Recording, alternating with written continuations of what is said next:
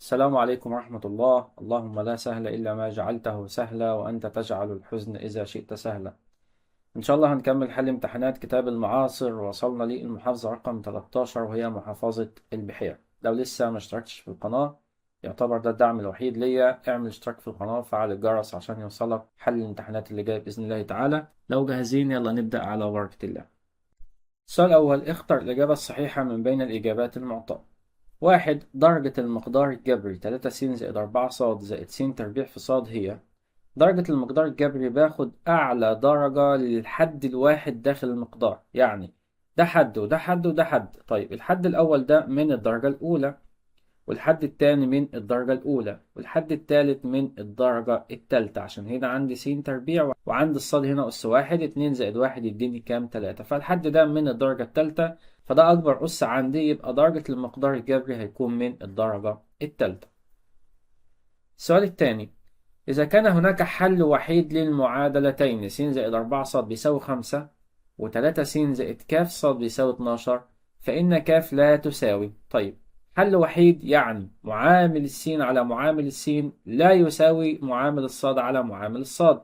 يعني معامل السين هنا 1 على 3 هيكون لا يساوي 4 على الكاف، 4 على الكاف.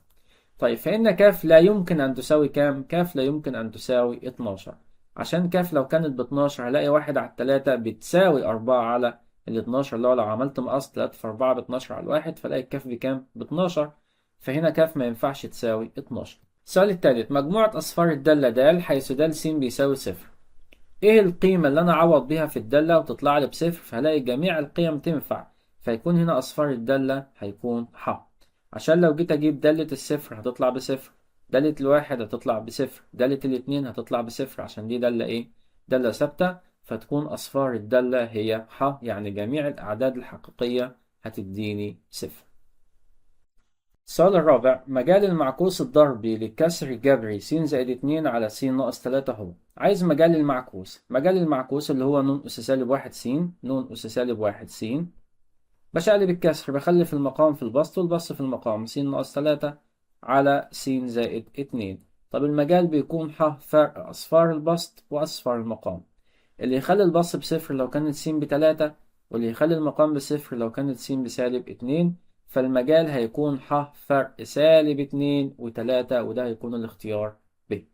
السؤال الخامس: إذا كان س حدث من فضاء عينة لتجربة عشوائية ف، وكان احتمال س المكملة بيساوي 2 احتمال السين، فإن احتمال السين يطلع بكام؟ احنا عارفين أصلا إن احتمال السين زائد احتمال س المكملة، أي عدد أو أي احتمال زائد الاحتمال المكمل لازم يطلع بواحد، عشان ده احتمال حدث مؤكد. طيب هعوض احتمال السين المكملة باتنين احتمال السين، يبقى احتمال السين زائد احتمال س المكملة هشيلها واكتب مكانها 2 احتمال السين. 2 احتمال السين، كل ده هيساوي كام؟ كل ده هيساوي 1. احتمال السين زائد 2 احتمال السين ب3 احتمال السين بيساوي 1. هقسم على ال3 في الطرفين، ومنها احتمال السين اللي هو عايزه هيساوي 1 على ال3، وده الاختيار ب. السؤال السادس: إذا كانت دالة السين بتساوي س ناقص 5 على 5 ناقص س وس لا تساوي الخمسة، فإن دالة السين في أبسط صورة. أبسط صورة بدور على عامل مشترك أو أدور على تحليل. أنا عندي 5 ناقص س أقدر أخد السالب 1 عامل مشترك عندي من المقام، وعملناها كذا مرة قبل كده. لو خدت سالب 1 من المقام عامل مشترك هتبقى عندي س ناقص 5، فأقدر أختصرها مع البسط، فهلاقي إن دالة السين هتساوي س ناقص 5 في البسط تنزل زي ما هي، واخد السالب 1 عامل مشترك بره، هيتبقى عندي س ناقص 5. هختصر البسط مع المقام، هيتبقى عندي سالب 1، وده الاختيار ألف. السؤال السابع: إذا كان الجذر التربيع لس تربيع بيساوي 25، فعايز يعرف س تطلع بكام؟ ما احنا عارفين إن الجذر التربيعي لأي عدد تربيع تحت الجذر التربيع بيشيل الجذر وبتنزل السين، فطلع الناتج 25، يبقى س هتساوي كام؟ س هتساوي 25. السؤال الثامن: إذا كان 1 على س زائد 1 على ص زائد 1 على س ص كل ده بيساوي ك على س ص، فإن قيمة الكاف تساوي كام؟ مسألة يمكن ما شفناهاش في أي امتحان من الامتحانات اللي فاتت، مسألة فيها فكرة جميلة جدا. أنا عايز أوصل للمقام هنا إنه يكون س ص من الطرف الأيمن. طيب أنا أول حاجة هعملها إن أنا هجمع النسبة الأولى والنسبة التانية، يعني هجمعهم مع بعض، مقامات غير متشابهة فأوحد مقام وأعمل مقص. تعالى نجمعهم هنا. أوحد مقامات، أضرب المقامات في بعض الأول، يبقى أنا هضرب س في ص بس ص، وهعمل مقص، واحد في س بس واحد في ص بص، يبقى س زائد ص. كده أنا جمعت النسبة الأولى والتانية وبعد كده عملت مقص. نكمل، زائد واحد على س ص، كل ده هيساوي كاف على س ص. أصبح عندي هنا نسبتين، كانوا ثلاث نسب، جمعت أول نسبتين وبقوا نسبتين عندي. أنا شايف في مقامات متشابهة فأقدر أجمع تاني، أخد مقام واحد وأجمع البسط. مقامات متشابهة ناخد مقام واحد يبقى س ص، وهجمع البسط يبقى س زائد ص زائد واحد. كل ده بيساوي كام؟ كل ده بيساوي كاف على س ص. المقام هيروح مع المقام، هيتبقى عندي الكاف بتساوي س زائد ص زائد واحد، وده هيكون الاختيار د. السؤال التاسع، المنحنى ص بيساوي أ س تربيع زائد ب س زائد ج يقطع محور الصادات عند النقطة كام؟ يقطع محور الصادات يعني س بتساوي صفر. س بتساوي صفر يعني الحد ده مش موجود عندي، وكمان الحد ده مش موجود، يبقى ص هتساوي ج. يبقى النقطة صفر وكام؟ صفر وج. هنا السين المسقط الأول هو الس بيساوي صفر، والصاد عندي بتساوي ج، فيكون الاختيار التالت هو الاختيار ج صفر وج.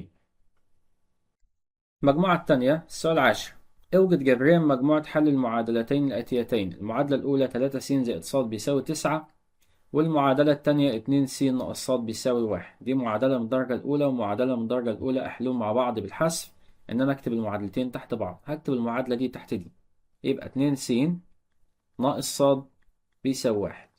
بعد كده هقول بالجمع، بجمع المعادلة 1 و2. أنا شايف معامل الصاد هو معامل الصاد مع اختلاف الإشارة، فأنا أقدر أحذف على طول المتغير ص. 3 س زائد 2 س هيديني 5 س، الصاد هتروح مع الصاد، كل ده هيساوي 9 زائد 1 هيديني 10. هقسم على الخمسة في الطرفين، 5 على الخمسة فيها الواحد هيتبقى س، و10 على الخمسة فيها الاتنين. هعوض عشان أجيب قيمة الصاد، نعوض هنا أو هنا. نعوض في المعادلة الأولى، السين باتنين، 2 في 3 ب6، يبقى 6 زائد صاد بيساوي 9، وأدي 6 بعكس الإشارة، يبقى صاد هتساوي 9 ناقص 6 هيديني 3. وتكون مجموعة الحل هي المجموعة جواها زوج مرتب مكتوب فيه الاتنين والتلاتة. سؤال 11، اوجد ن س في أبسط صورة مبينا المجال. ودي مسألة طرح دالتين.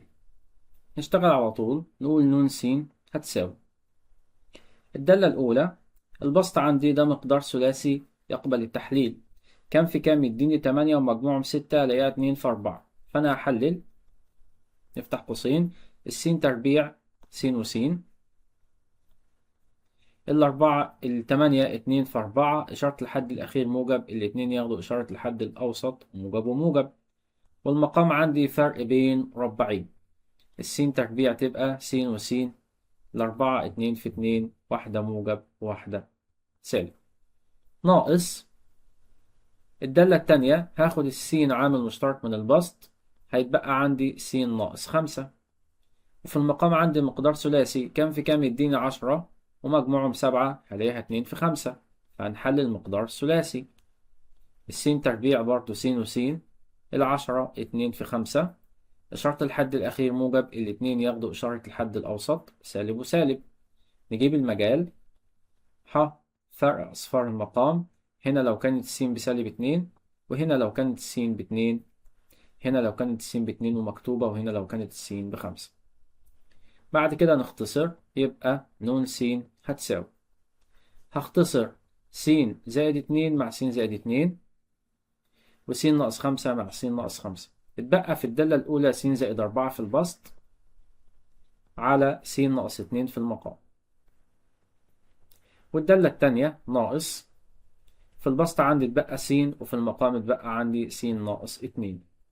طرح دالتين، المقامات متشابهة، ناخد مقام واحد س ناقص 2 واطرح البسط، يبقى س زائد 4 ناقص السين هيساوي س ناقص س بصفر، يروحوا مع بعض، هيتبقى معايا الأربعة على س ناقص 2، وهي دي أبسط صورة للدالة. سؤال 12. اوجد مجموعة الحل في ح للمعادلة س تربيع زائد 2 س ناقص 4 بيساوي صفر مقربا الناتج لرقمين عشريين. أنا هحلها باستخدام القانون العام. القانون العام أول حاجة بكتب القانون دايما. س بتساوي سالب ب موجب أو سالب الجذر التربيعي ب تربيع ناقص 4 ألف ج على 2 ألف. نجيب الألف والب والجيم هي معامل السين تربيع ومعامل السين والحد المطلق. الألف هتساوي 1 والب معامل السين هتساوي 2 والجيم هو الحد المطلق هيساوي سالب 4. بعد كده هعوض في القانون العام. يبقى س هتساوي سالب ب يعني سالب 2 موجب أو سالب الجذر التربيعي 2 تربيع ب تربيع ب4 ناقص 4 في ألف في 1 في سالب 4 اللي هي ج. كل ده على 2 ألف يعني 2 في 1. نجيب القيم. يبقى س هتساوي سالب 2 موجب أو سالب الجذر التربيع سالب في سالب بموجب يبقى 4 زائد 4 في 4 ب16. 4 زائد 16 هيديني جذر 20 على 2 في 1 ب2. الخطوة الأخيرة كلنا عارفينها بنقسمها مسألتين. يبقى س هتساوي سالب 2 زائد جذر 20 على الاتنين. وهنا س هتساوي سالب 2 ناقص جذر 20 على الاتنين. وبعد كده هنفتح الآلة الحاسبة. هنكتب سالب 2 زائد الجذر التربيعي ل20 على الاتنين. هيطلع عندي 1.2. يبقى س هتساوي 1. قال لي رقمين عشريين معلش يبقى 1.23. يبقى س هتساوي 1.23 وده الحل الأول. بعد كده نخش على المسألة تاني ونخليها بالسالب. دوس يساوي هتطلع عندي سالب 3.23. يبقى س هتساوي سالب 3.23 وده الحل التاني. سؤال 13. اوجد نون س في أبسط صورة مبينة للمجال. عندي دي اسمة دالتين. نخش في الحل على طول. هنقول نون س هتساوي ده مقدار ثلاثي كام في كام يديني 6 ومجموعهم 5 اللي هي 2 في 3. فهنحلل المقدار الثلاثي. السين تربيع تبقى س وس 6 2 في 3 إشارة الحد الأخير موجب الاتنين ياخدوا إشارة الحد الأوسط. تحت عندي تحليل فرق بين مكعبين قوس صغير وقوس كبير. س تكعيب جذرها س واخد نفس الإشارة الجذر التكعيبي للتمانية 2. القوس الكبير هجيبه من هنا. ربع الحد الأول س تربيع غير الإشارة اضرب الحد الأول في التاني يبقى 2 س. بعد كده ربع الحد الأخير هيديني 4. هنخلي القسمة تبقى في وبعد كده شقلب الكسر. هجيب ده في البسط اللي هو س تربيع زائد 2 س زائد 4. س تربيع زائد 2 س زائد 4 وده مقدار ثلاثي لا يقبل التحليل فهسيبه زي ما هو. وفي المقام هكتب س ناقص 3. بعد كده نكمل ونجيب المجال. المجال هو ح فرق أصفار المقام. هنا أصفار المقام لو كانت س ب2 ودي ملهاش أصفار. وهنا لو كانت س ب3 وفي البسط برضو ده ملهوش أصفار فهنقفل القوس على كده. بعد كده هختصر لأبسط صورة. يبقى نون س هتساوي س ناقص 2 مع س ناقص 2 والمقدار الثلاثي مع المقدار الثلاثي وس ناقص 3 هتروح مع س ناقص 3 يعتبر ما تبقاش حاجة في المسألة. يبقى نون س هتساوي 1. مسألة رقم 14. اوجد مجموعة حل المعادلتين الآتيتين في ح في ح. دي معادلة من الدرجة الأولى س ناقص ص بيساوي 1 ودي معادلة من الدرجة التانية فأنا هحلهم مع بعض بالتعويض. هنثبت السين أودي الصاد بعكس الإشارة يبقى صاد زائد 1 أو 1 زائد صاد الاتنين صح. بعد كده هعوض في المعادلة التانية. كل س هتقابلنا أشيلها وأكتب مكانها صاد زائد 1. هقول صاد زائد 1 الكل تربيع ناقص السين هشيلها واكتب مكانها صاد زائد 1 في صاد. كل ده بيساوي كام؟ كل ده بيساوي 3. نبسط المسألة. نفك التربيع الأول في نفسه بصاد تربيع زائد التاني في نفسه، واحد في واحد بواحد. اخد نفس الاشارة زائد وكله في بعضه، واحد في اتنين باتنين، اتنين في صاد باتنين صاد، ناقص، واضرب الصاد جوه مرتين، صاد في صاد بصاد تربيع، زائد واحد في صاد بصاد. كل ده بيساوي كام؟ بيساوي تلاتة. صاد تربيع ناقص صاد تربيع يروحوا مع بعض، هيتبقى عندي اتنين صاد زائد صاد دي بتلاتة صاد، وعندي هنا واحد واديه بعكس الإشارة، يبقى تلاتة صاد هيساوي الواحد هنا موجب يروح بعكس الإشارة سالب، تلاتة ناقص واحد هيديني اتنين. يبقى الصاد هتساوي كام؟ نقسم على التلاتة، يبقى الصاد هتساوي اتنين على التلاتة. طيب هعوض هنا عن الصاد بتساوي اتنين على التلاتة عشان أجيب السين، يبقى سين هتساوي اتنين على تلاتة زائد واحد. ممكن أحسبها بالآلة الحاسبة أو أخلي الواحد ده تلاتة على التلاتة، يبقى اتنين على تلاتة زائد تلاتة على التلاتة. مقامات متشابهة، ناخد مقام واحد وأجمع البسط هيديني خمسة على التلاتة.